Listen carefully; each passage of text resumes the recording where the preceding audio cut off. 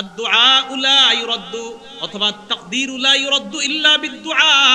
এই হাদিসের মধ্যে আসছে লা ইউরাদ্দুল কদরু ইল্লা বিদ-দুআ, ভাগ্য পরিবর্তন কেউ করতে পারে না, তবে দোয়ার মাধ্যমে কিছু কিছু বিষয় ভাগ্য আল্লাহ পরিবর্তন করে দেয়।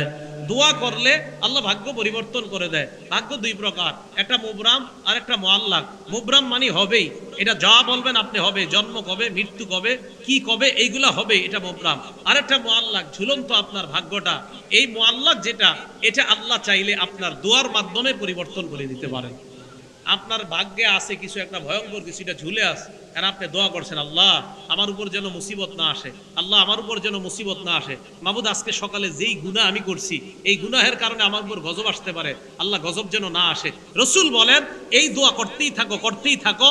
এই আল্লাহকে বলতে বলতে ওই গজব আল্লাহ সেখানে যে ঝুলন্ত রাখছে, এটা সেখান থেকে আল্লাহ দূর করে দিবেন।